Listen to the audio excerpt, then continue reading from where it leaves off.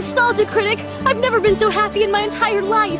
Oh, hyper fangirl. Being with you makes me completely forget the fact that there's an assassin watching me through his viewfinder. He really does blend into the background after a while, doesn't he? Like the pecking of Satan's vulture. Come on, I want to show you my humble abode! You know, not that being kidnapped and forced at gunpoint to love someone isn't delightfully quirky as you forced me to put it, but how long do you plan to keep this going? I told you! Until we review Princess Diaries 2 together. It's always been my dream to review a bad movie with you. And did that dream also involve toad decapitation? Sometimes. Okay.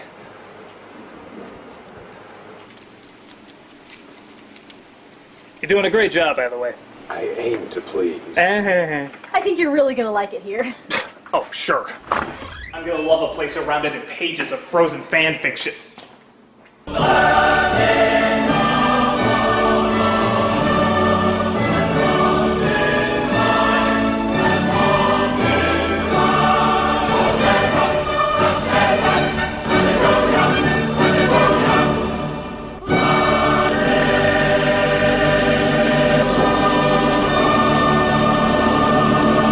I have definitely underestimated the perks of dating a psychopath.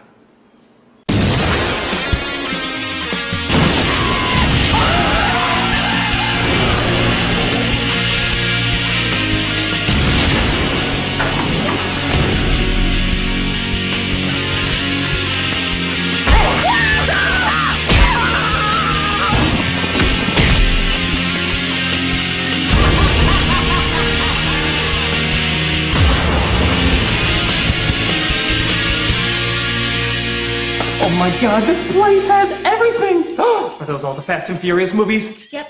Is that Marvel vs. Capcom 3.5.6? Yep. Is this The Mask, arguably the most violent comic ever drawn on paper? Yes, before Jamie Kennedy, that was the most terrifying rendition known to man. This place is amazing! I'm kind of shocked you can afford it. Oh, this one time I stalked Joe Dante, and when I found out what he did with his Barbies in his private time, he gave me a great settlement. This place is like a salute to testosterone adolescence. I'm kind of shocked you're into all this. Well, almost shocked. Don't you two have a movie to review? Thank you, Benny. What do you say, Critic? Are you ready to review an old nostalgic bad movie? Well, given these surroundings, maybe it won't be as bad as I thought. Good, because you're gonna need that mentality to get through it.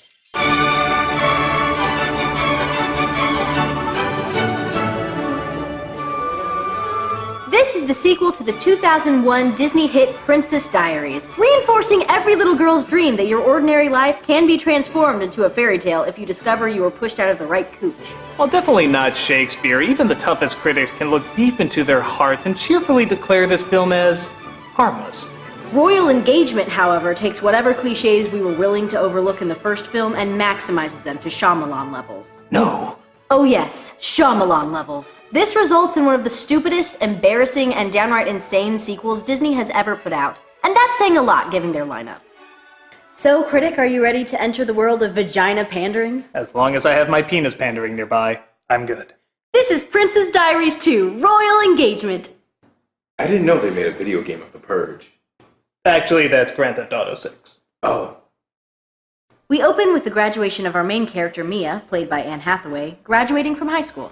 Woodrow Wilson School of Public and International Affairs graduating class. Go, horrible sequels! Disappoint the fan bases you were never meant to keep! As the credits roll, we see Mia doing something we ironically never see Mia do in these movies. Right in her freaking diary. Well, it's me. Brand new college graduate slash princess. Slash non-credible actress for years thanks to films like this one you're about to see. This evening is my 21st birthday party, and our tradition says I have to dance with all the eligible bachelors in Genovia. She lands her fake CGI plane over the poorly rendered landscapes of Generica, where she'll live with her grandmother, played by Julie Andrews. But you're late, Your Majesty. A queen is never late. Everyone else is simply early.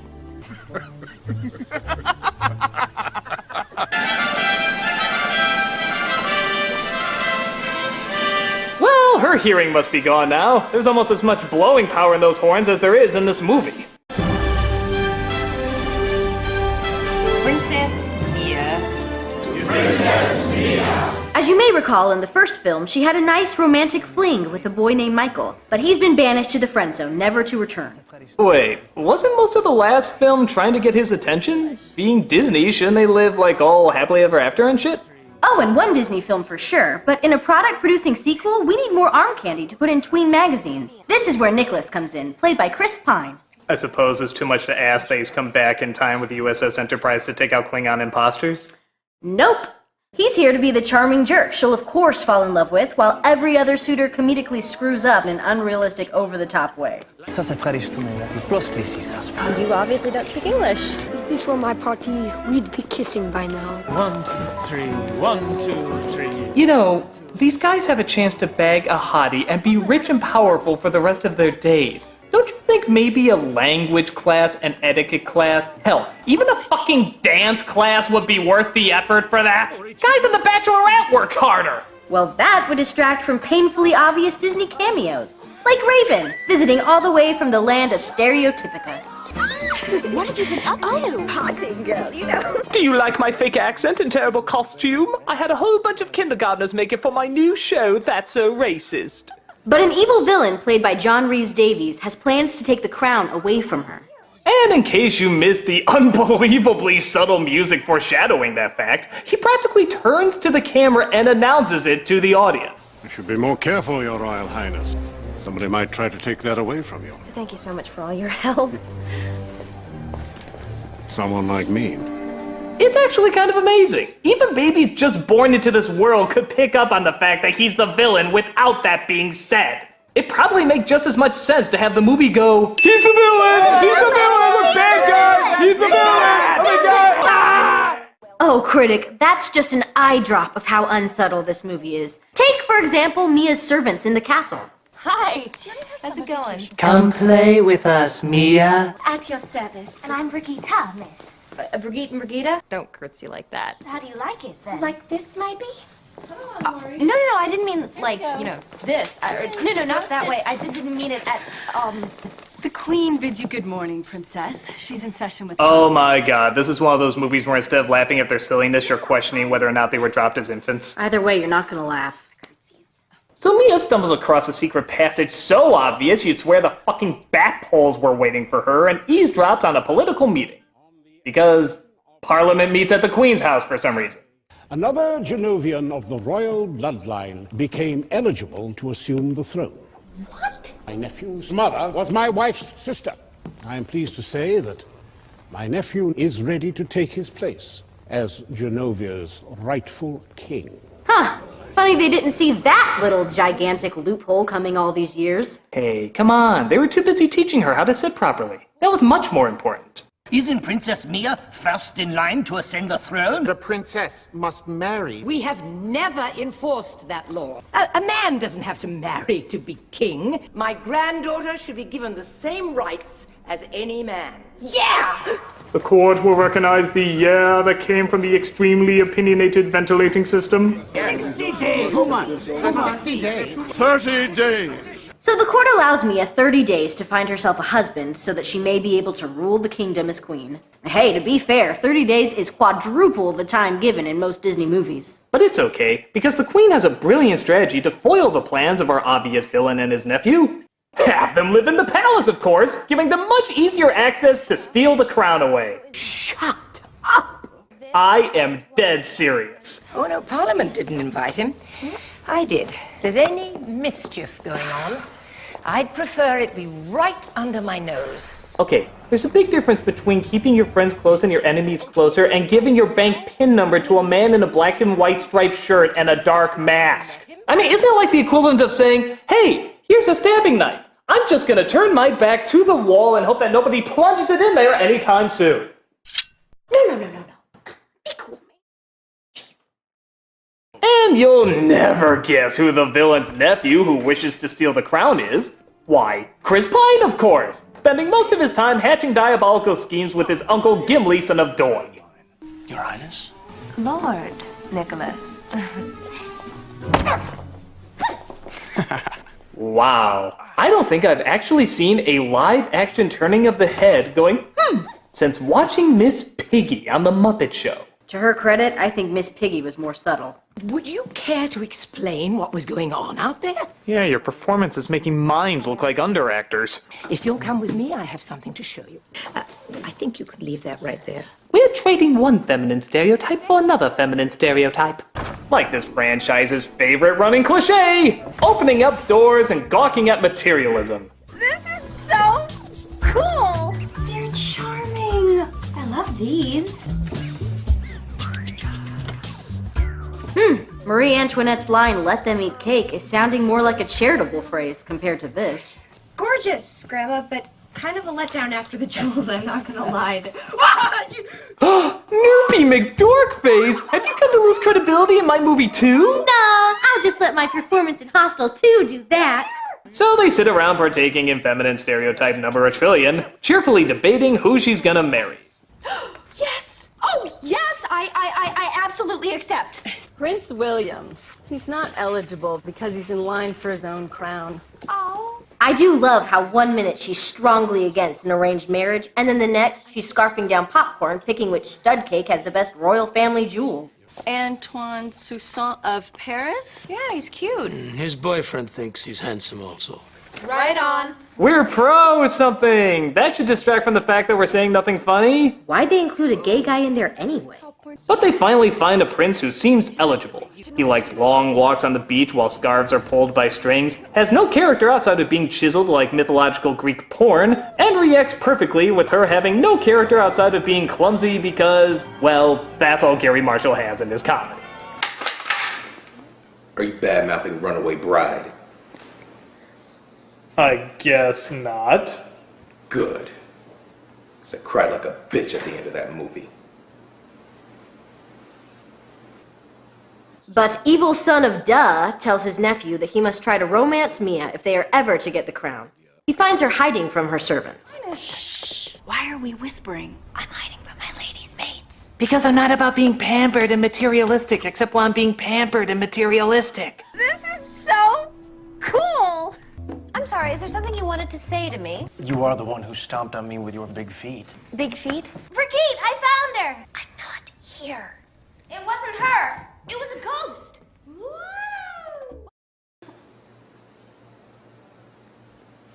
I don't even think Muppet Babies would have a line that stupid. You see, usually when I ask a woman to dance, I always show her my family tree. Oh, well, aren't you just crafty? She's just jealous because he stole her eyeliner. The point is that I'm onto you. Oh boy, am I onto what you are trying to do. And what am I trying to do? This is the most cliched hiding place you could have chosen. This is the stupidest hiding place. Take us to the Bahamas as hiding place. Please forgive the intrusion, Your Highness. Lord Devereux. No, you don't, Well, I do hope Pine doesn't distract her too much from focusing on how to be a good queen. Oh, don't worry. They still have plenty of time to teach her the most vital information about being a political leader. Like how to do archery, how to ride side saddle, and most importantly, how to wave a fan. We are learning the art of the fan. Wait a minute, the fate of their kingdom lies in her hands and they're focusing on fucking fan waving? Unless she's shown how to decapitate a person a la Mortal Kombat style, I don't see the importance of that. Well, this movie feels that girls don't want to actually learn about being a good leader or ruling with intelligence and wit. They'd rather have all that fame without that pesky responsibility. Even when she watches the queen with the local farmers, the biggest thing she learns is how not to hold a chicken. A princess never chases a chicken. I'm sure that information will save us from warring countries. This movie doesn't want to teach any good morals to girls, it's just pretending like it does while partaking in a million stereotypes. I mean, who would be desperate enough to use gender manipulation to get what they want? Critic, could you hold on to my collection of Playboy cartoons? Oh, this has the Silverstein collection.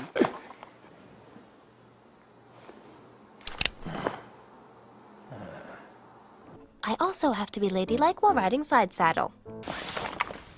Impressively sneaky, Grandma. Did you come up with this on your own? Oh, no, it's a centuries-old idea. You know, Grandma, I thought up some solutions for this country's economic struggle. Nope, side saddle. I recall Princess Di doing a lot of charity work.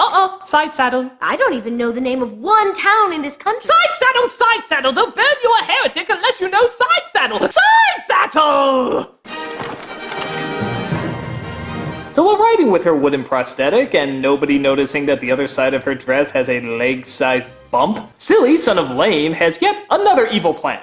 Princess Mia's horse, Sandy, gets easily spooked by snakes, so let's get it really spooked, shall we? This is a fake snake. Asps. Very dangerous. That's rubber, yes, but it will spook the horse. The rubber snake does end up spooking the horse, and Mia's leg is officially pulled. No wonder she's so clumsy. She's got a wooden leg. I like all of these men wearing helmets.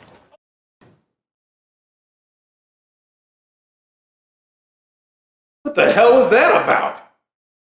The Queen, no doubt thrilled about how well her plan of having the villain stay with them is going, questions Chris Pine about his motivation. Why are you so against Princess Mia being queen? My uncle feels that Princess Mia doesn't know the people. And you feel you do? Yes. I was born here, I went to primary school here. I even have an accent in every other sentence. And to be frank, she spent little time here since then. Well, how can one rule the people if they do not know the people? Pine, not so surprisingly, brings up a very legit and obvious point, that Andrews sucks as a teacher and probably a queen. So, in order to have Mia know the people, she introduces her to the 0.01% of the country. Because if there's anything that history has taught us, it's the rich who need the most help. Alyssa and I were just discussing her latest achievement. She's received the Rhodes Scholarship. Andrew has a PhD in anthropology from Oxford. Alyssa was in the Peace Corps. Mia and Pine exchange their obviously not fiancés who obviously trust one another to obviously not fall in love. Andrew, would you like to get a drink? I have a feeling they're going to start a "my horse is bigger than your horse" run. I would absolutely love to, excuse us. Don't do anything you wouldn't do. Wait. You can't just say something like that and walk away. I will have you know that I am very attracted to him. He understands me. Understands you? Wow, what passion. I loathe you. I loathe you. I loathe you first. So remember, kids, if you constantly bicker, manipulate, lie, and insult one another, it's not a dysfunctional relationship, it's real love. Oh, good. Everyone keeps telling me I'm crazy for thinking that. I say ironically. You stay away from me! Look out! Bad slapstick! Do I want to know? I don't think so. Needless to say, I met Chris Pine and he made me wed. When are you going to start acting responsibly? When you start teaching it! God! She's scheduled for a very important public waving down in Epcot, Genovia, when she sees a little girl being made fun of. She stops the parade and pulls at Jennifer Lawrence by getting out and talking to her. Would you like to be a princess today? I can't, I'm too little. Why don't we get you a tiara, and you can wave and march in the parade? In fact, why don't you all take tiaras? All? Give them all free tiaras. I'll take care of it later. Thank you. BTW, the price for tiaras has just suddenly gone up. $1,000 per plastic ruby. Hugging orphans. What a vulgar, low, despicable, political trick. Right? Gary Marshall should be ashamed of himself. This causes her, just a mere hour into the movie, to finally do something of political good. The children from the shelter will be housed at the Winter Castle in the mountains of Libet and converted into a children's shelter until money can be raised for one of their own. No, wait. I'm sure you had to tie this back to how to wear shoes or something. This also inspires her to gather all the princesses from all over the world to a gigantic get-together. Oh, good. Are they finally going to talk about using their image for charity events or raising awareness for global problems or... Mattress surfing!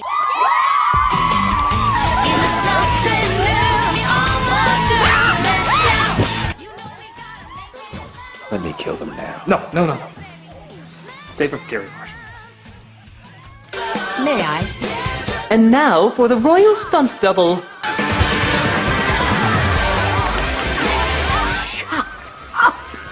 The queen sticks around as she figures a spoonful of pandering makes the awful scene go down. What did you do? Well, I might have tweaked it a little bit on my computer. Yeah, but I don't know how to do this sort of thing. Some boys can walk. Some guys can strike an elegant pose with a really applause. Boy, this is the most out-of-nowhere impromptu dance since Vanilla Ice sang Go Ninja, Go Ninja, Go. Can we just cut to all the poor Genovian peasants starving in the streets while these little twats have their horrendously expensive slumber party? You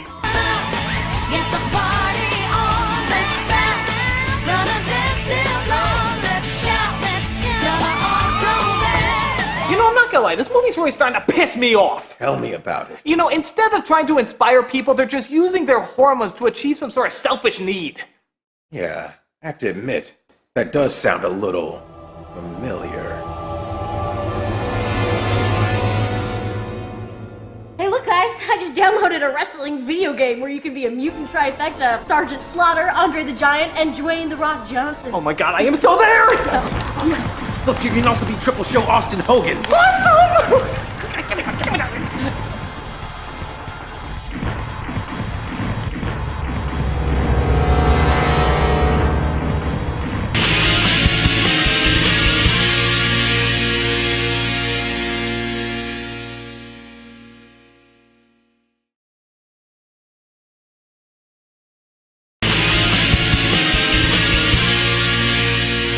Meanwhile, subtle son of obvious is not pleased with how his diabolical plans are going.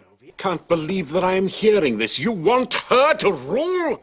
After all the effort that we have put in? We used a rubber snake, damn it! We used a rubber snake! And by the way, if even now you haven't realized that they're the bad guys yet, once again, they announce it to the audience because they just don't think you're smart enough to process their subtlety. He's not the one she's marrying, is he? Would you please try to keep up, Brigitte? He's trying to steal the crown. He's the villain! He's the villain! The bad guy! He's the villain! I think viewers of Dora the Explorer could figure out faster what this movie is trying to explain.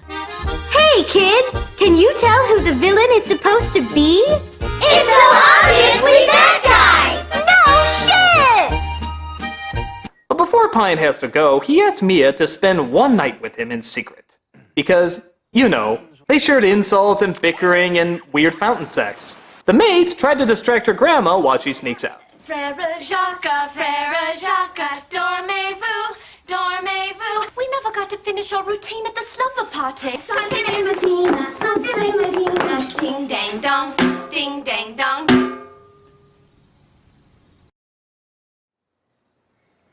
What the hell did I just watch? The most desperate moment in all of comedy. It will never be matched.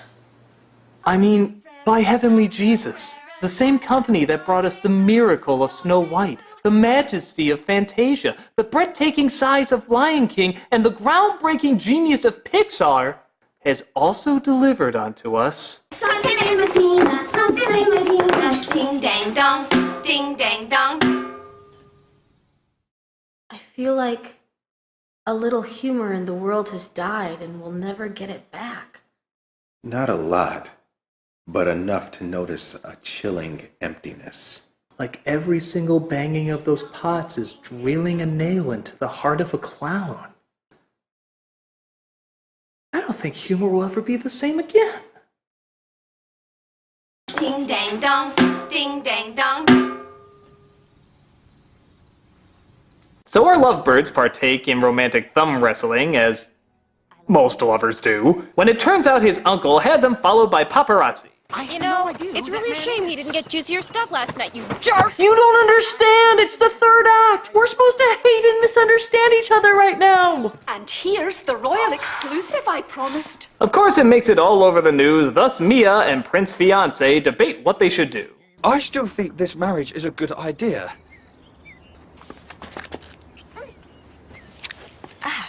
Anything? I really want to say yes, but no, there's no spark. Me too.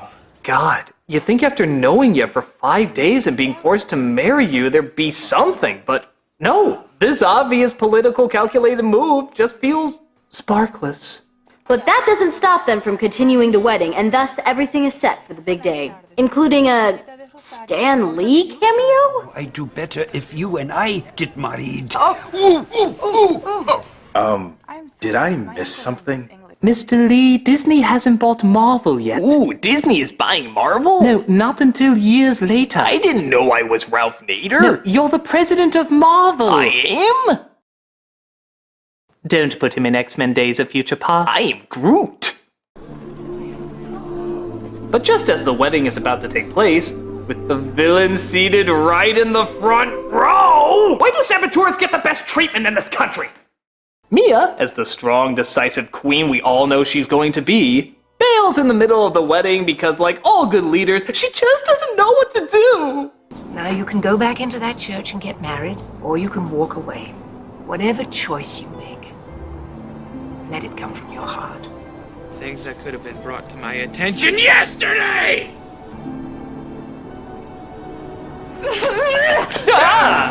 My sudden spaz attack loves you so much! So she calls off the wedding and, because all of Parliament is there of course, makes a plea right there on the spot to abolish the law saying she must be married to rule. I believe I will be a great queen. I love Genovia. Do you think that I would be up here in a wedding dress if I didn't? I move to abolish the marriage law as it applies to present and future queens of Genovia. I second the motion. Aye. If I may say so myself, you rule! By God, if Abraham Lincoln thought up such a groundbreaking speech, maybe we could have avoided the Civil War. Hey, Congress of America, I know it's just a kegger at my house, but you guys are just so rad. What do you say we abolish slavery? Wouldn't it be cool? It'd just be cool. Just because I didn't get my fairy tale ending doesn't mean you shouldn't. But a wedding still takes place as the queen, again, spur of the moment, decides to marry her bodyguard Joe, as they've been having a secret romance that was secret to nobody. My Lord Archbishop, I would like to take this man as my husband, if you please. Okay, this wedding can still be saved if John Rhys Davies goes up to Mia and whispers the Lannisters send their regards. You can figure out the rest. I pronounce you man and wife. You may kiss the bride. This has got to be the weirdest day in this country's history. It would forever be known in the history books as the cool guys who did rad things and it was just like totally wedding. As such, Mia keeps her romance going with Pine but decides not to get married until the time is right, thus focusing on being a good queen.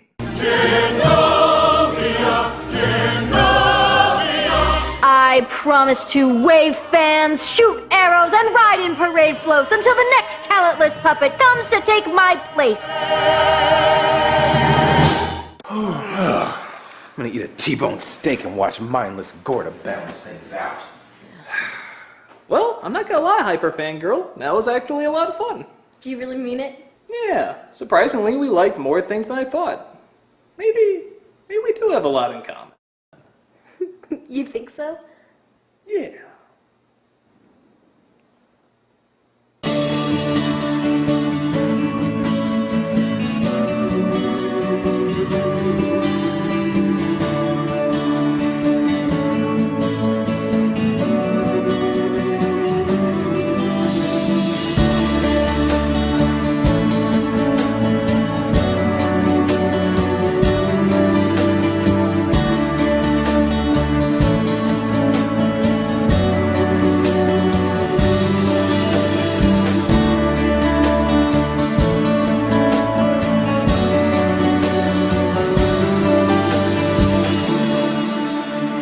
Hey, look. She's got the Michael Bay Transformers movies. You like the Michael Bay Transformer movies? No. I hate all of them. Even the first one? Yeah. No. Wait, which do you enjoy? What? Come on, what's that? Just tell me which ones you want me to like. Transformers, Transformers 2, the first one again, Transformers 3, the first one again, Transformers 4, The Rise of the Revenge of the second, first one again. I see what you're doing. You're trying to play to my inner man-child, just like this movie's trying to play to every inner woman-child. You're just trying to manipulate the primal stupidity that never wants to evolve in all of us. Did it work? No! But we were having so much fun together. That's not love, that's just enjoying the same stuff. Aren't those the same things? It's just like this movie. It doesn't teach you, it doesn't challenge you, it doesn't care if you're a better person by the end. All it cares about is that you give it attention. For all their talk of girl power and being independent, all they're doing is throwing the same lazy cliches at you so you'll never crave anything different. They want to keep you in that primal box so you'll never evolve and always want the same thing over and over. That way they can keep selling you the same thing over and over and don't have to try as hard. Well, love for art doesn't work that way. Both the viewer and the artist need to be invested if both are expected to grow. And I know what people say, oh, it's a girly thing, you wouldn't understand. What, it's girly not to think? It's girly to accept whatever pandering bullshit is thrown at you? I mean, don't get me wrong, I get distracted by stupid shit too. But when a movie comes along claiming it has your best interest in mind when clearly it doesn't, that's not love, that's just desperate. As desperate as... Ding dang dong, ding dang dong. That's what love is, hyper fangirl. It's not about giving people what they want. It's helping them discover what they need. And the same love given back in return. Right on, man.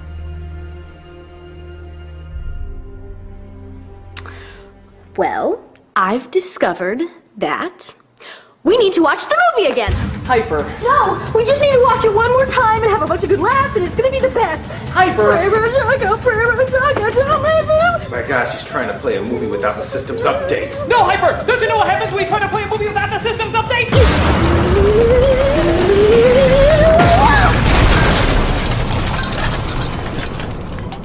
When will people learn to read the manual? You think we'll ever see her again, Critic? I just don't know, Benny. No? Well, for one, viewership popularity will be the deciding factor. Oh. Second, maybe she isn't meant to be found. Love is a strange thing, Benny. Sometimes you have to be away from it for a while in order to fully understand it. But I can tell you this, Benny. I'm no longer going to be bound to the limitations of my gender. It's time to balance out excessiveness with variety and intelligence. Indeed. Let's go watch Expendables 3 while reading Jane Austen. Right.